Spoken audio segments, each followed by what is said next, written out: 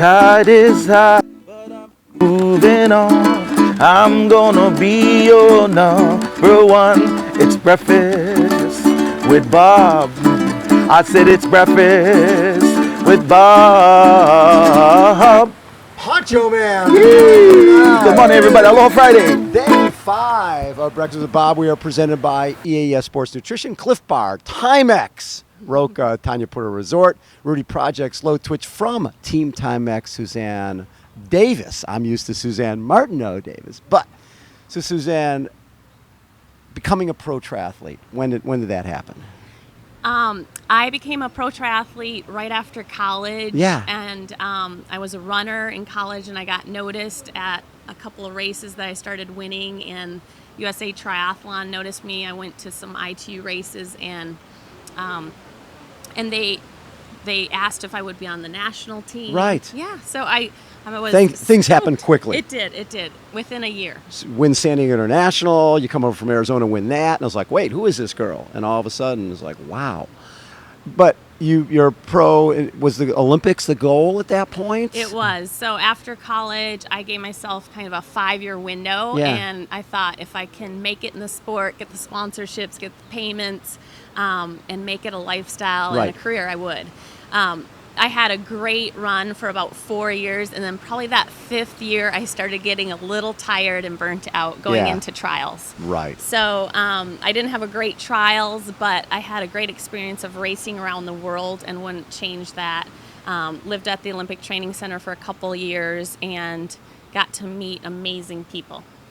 So, and oh my God, we've got your third person coming on in here. All right. Ellen's here. Okay. Hey, Ellen. Okay. Do you want to scoot Well, we'll with put me? her over here. Okay. We'll put you there. Okay, and let's get you the other microphone. Jamie can grab that other microphone. That'd be great. All right. And Ellen Hart, how are you? I'm fine, thank you. I'm sorry. I was at the wrong That's place. okay. So I was just waiting. I was wondering where you guys were. We are here. So we were just talking to Suzanne for a little bit. So Suzanne, going after you burned out a little bit, then it was time to do the husband, family, all that type of stuff. And triathlon, a little bit in the rearview mirror? Right. So I took probably a 3-year break from triathlon. Yeah. Worked in sales, and then I had my first baby, and what a great way to lose baby weight. So I started coaching some people, and they were doing an Ironman, and I was getting so fit with them. So in 2005, I did my first Ironman here in Kona. I qualified on a fluke. I didn't even expect to come here, but I won Vineman. Yes. And came here and was 10th in the world amateur.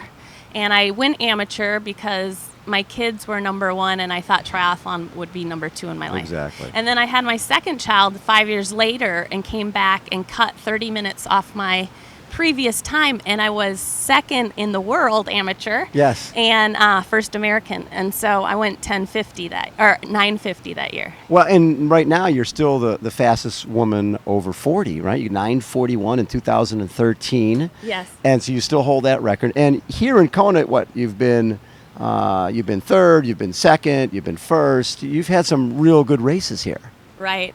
There's something special about this race, this island, and that's why I keep coming back. People keep asking, is this your last one? You're like, wow. And until I'm not having fun, and just the Timex team, being back on a team, that has reignited that fuel. I mean, the people are amazing. Ellen is one of them. Yes. We're all very supportive of each other. We inspire each other. We have amazing sponsors that support us like I was when I was a pro. So talk a little bit about Team Timex and what they've brought to the table for you. It's an amazing group of 50 athletes that are chose and picked from all over the world. And you've got a rocket scientist, you've got a teacher, you've got a personal trainer, you've got a mom, you've got, and it's just a neat, eclectic group. And we all have the passion to be the best and strive to be great at whatever we do and with a smile on our face. And it's just a neat team because everyone is so supportive and non-personally competitive with each other, which in the pro world, was a Yes. little different. It was not the warm fuzzies. No. If Ellen were in my age group, we're not racing directly with each other, I would usually, as a pro, feel a little slighted. You wouldn't be hanging out. Yeah, you wouldn't hang out. And so Timex team has really closed that gap, and it's a special, unique team. Love that. Don't you agree? Absolutely, I do. And I feel incredibly honored to be part of this group. Yeah. And I've been on teams since I was a little girl, basketball and field hockey and Right. Soccer and cross country and track and everything else. And this is the best. So talk a little bit about, this is your 6th time here? This will be my 7th. 7th time here, okay. And you, 80 and 84 Olympic marathon trials? 80 was the Olympics that was boycotted. Right. And there was no marathon Right. then. The 10K was an exhibition event, and I was in the 10K. Okay, so you were in Olympic trials Twice, 2 times. yes. Okay. Yeah. Yeah. So it was And 10K and then marathon. how fun was that? Well, it was really fun, and I'm not, and some of it's a long, long time ago. You realize, Yes, but I've been around for a but long, it long time. doesn't Hello, even McFly. compare. Yeah. It doesn't even compare to coming down Ali'i Drive in first place. I mean, that is the sweetest spot in all of sports. Yes. And I've been doing sports since I was a little girl. And last year I said that was my last one ever. And then, I'm sitting here with my athlete band With your on. little athlete band on. Yeah. And so your 47th birthday, your husband surprises you with a bike. Yes. Yes. And at that time, were you looking for something a little different from running? You were still loving to run. No, I'm still, and I'm still sort of a runner Yeah. at heart. And it's my favorite part of the triathlon. Of course. Which is kind of cool because you get to the marathon a little bit late in the day. Yes. and to have some enthusiasm for it. Right. Like, I'm putting on my sneakers and now I get to run. Now I get to do my best part, and Now it'll I be get like to bugs run. on the windshield as all these swimmers and cyclists come back at me. Well, that's not exactly true, and it's not that it's pain free, but no, I just wanted to be a runner. I was doing masters running, but my husband was he was my boyfriend at the time, but he was so sweet, and he just saw me beating myself up and getting injured all the time, and training at 47 or 57 is a whole lot different than it was at 27 or yeah. And so he gave me the bike and he said, well, we can do this together and then you won't be getting injured so much. And it was like, and my running injury wasn't bad. He gave it to me because I was injured. Right. I had like a 2-year case of plantar fasciitis. So I started running and swimming, biking and swimming. And then I thought, you can do this in a competitive There's framework. races?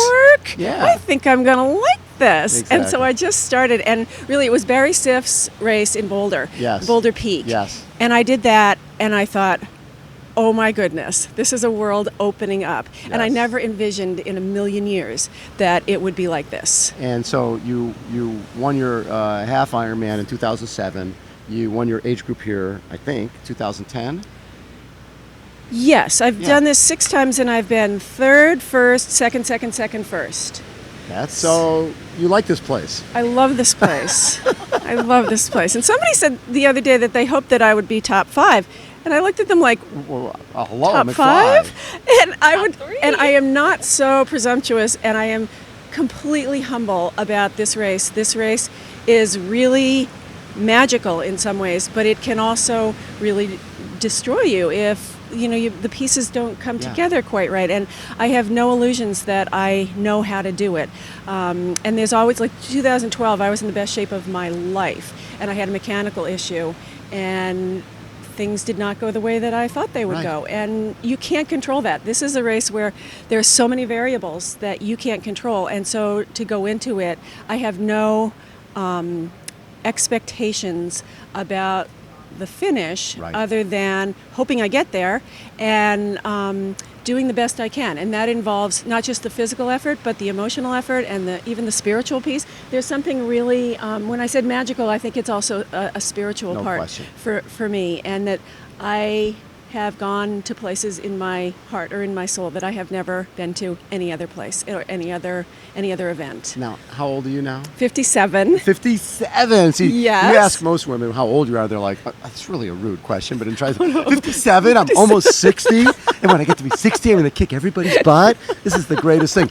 How important has triathlon been for your running? Because a lot of times, runners run. That's what they do. And all of a sudden, they come to the dark side and go, I'm injured, I'll ride and swim. And the next thing you go, wait, I'm running less, I'm running better, and I'm healthy. Yeah, that did happen. I actually injured my knee a year and a half ago, and Okay. it's never really quite healed.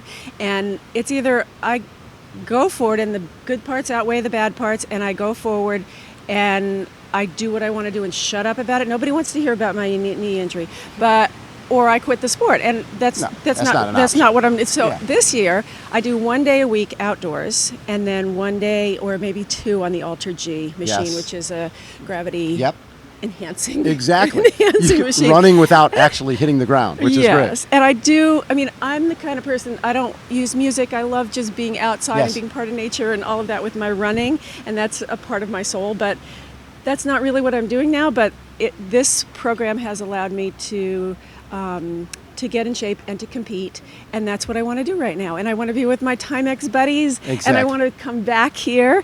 And yeah, so this is my last one. Oh, this is it. Well, I mean, Oh, my but you say that every long-suffering year. family has heard me say this, time and time again. They say, "Oh yeah, just the Brett Favre line. I'm Yes. retiring." But anyway, I really do think it is, because I think this distance takes a lot more Oh, yeah. out of me. And two areas in particular are hormonal and joint health. Right. And I really want to be healthy 10 years from now. So I think probably the 70.3. Exactly, that's great. You can 70.3 fake a is 70.3, right? Yeah. You can't fake this thing. And I did ZLMC, Oh. and it was one of the most It's beautiful. breathtakingly beautiful ever. places. So there are lots of places to go with this whole Ironman I know. business. Especially every day they're adding more races. I know. So Suzanne, talk a little bit about, you're going along, you're racing as an age grouper, 07.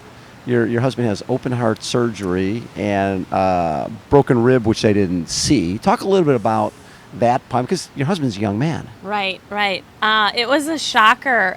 He had some not chest pain, but just pain internally, and was seeing doctors. And because he was a triathlete and healthy, Yeah. they just were dismissing it from carrying a heavy suitcase, traveling a lot. And then he just thought, maybe I have cancer. I want an MRI. And when they did the MRI, they found an 8-centimeter aneurysm, larger than his heart, like the size of an orange. Oh my God. And it had actually cracked his rib, and so we had to get an emergency surgery. And this is where I believe there are angels in your life. Yes. I was coaching triathletes and runners, and I had started with a woman 2 weeks prior, and she happened to call as we're headed to the hospital to find a surgeon. And I said, I know you are a nurse. I've never been sick. Do you know of any cardiac surgeons in the area, because my husband needs open heart surgery? And lo and behold, she was a cardiac nurse for 20 years, and her husband was a cardiac surgeon. Oh, I my mean, God. I get the chills right now telling you that. Yeah. And so they hooked us up with Stanford. Yes. And he had gone to school there, and he went with the doctor who invented the stent. My husband couldn't get a stent, but it was a unique surgery. It was an 8-hour open heart surgery. Oh my God. Very, very scary. And I will say, this is where sports brought me through. I had a neighbor that had moved to Stanford, and she took me running for an hour. She baked with me, and her children distracted me with their goofiness while I waited for 8 hours. Wow. And that was really the biggest blessing, because I remained calm, and that's where I think Hawaii has a slight connection with that, because I really do believe there is a higher power, and I feel that when I am on the Queen K. And your interview with Mark Allen Yes. touched me, because the moment you can clear your head and be within yourself and draw from those experiences in your life that Right. are out of your control, Exactly. like this heart, Yeah. that's what goes on. And when I go into that energy lab, I open that can of worms, and it empowers me. And I think that's why I do so well here. I love that. And then 13, you're out riding with your husband. You guys climb up to Ramona. He's dropping you climbing up to Ramona. First time. First time, so he's in great shape. I was like, well, I'm trying to take it easy, but I wasn't. He was killing it. And he beat me up with a couple guys by 5 minutes, and boy, that was his trophy. He was so excited, and I was excited for him, actually. Right. And we were training for Kona, so it's great that we can do some of that together. And then the next day, we had gone to church, and he was going to go for a mountain bike ride, and he climbed up San Elijo to his friend's garage and literally dropped dead and had a heart attack right there for 5 minutes. His friend actually gave him CPR for 10 minutes.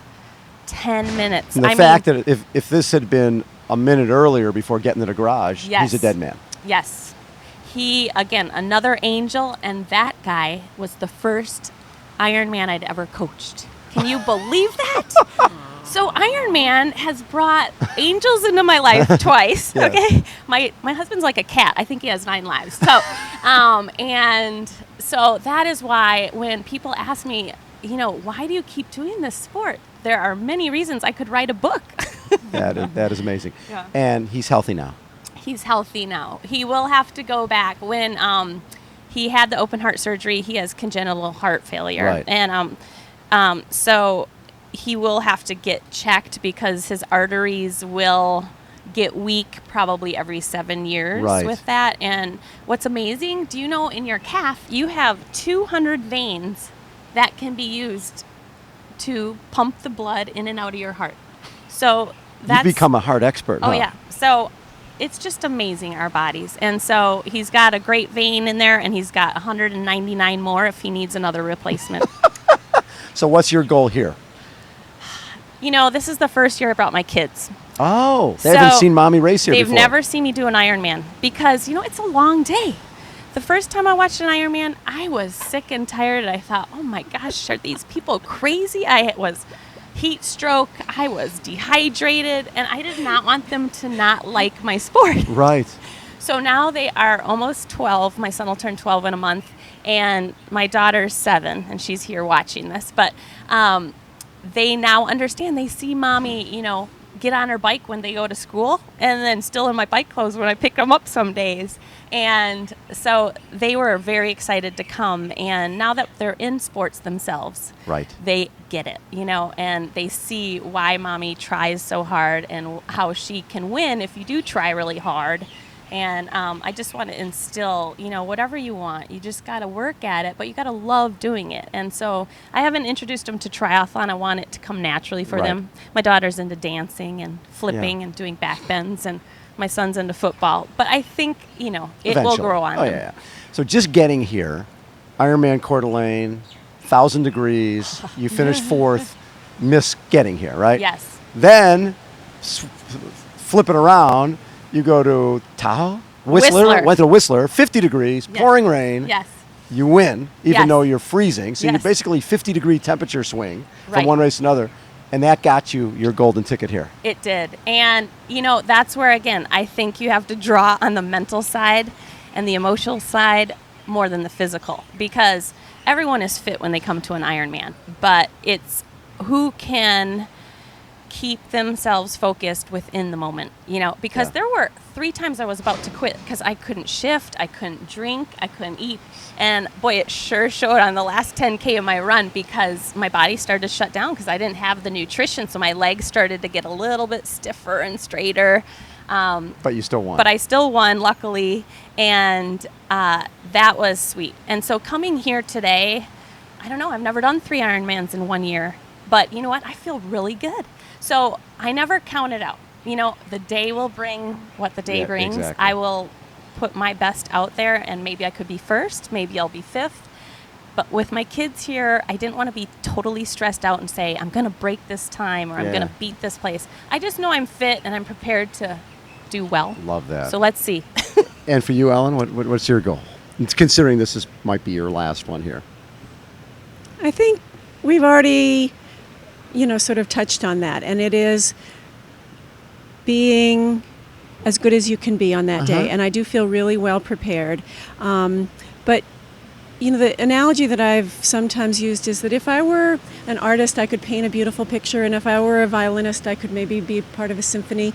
But my talent is a physical one, and this is the day that I get to dance on the stage, and this is the day that I get to paint a picture, and it's an empty canvas in the morning when I wake up, and it's something at the end of the day, and it depends on innumerable small decisions that I make all day long. What to do with pain, what to do with when there's no, referee, Right, and it somebody's feels drafting, like drafting. It feels. I mean, it's an entire day that you get to put something together, and it's our means of self-expression and hope to do something that's, and it sounds really presumptuous, but sort of noble and beautiful, in some way. And just listening to Suzanne and feeling like this Timex connection. I mean, it's just so cool. And the first time that we met was at a Ironman in Cozumel. Yes. And it was an interesting situation. We both won. We both got our Kona spot.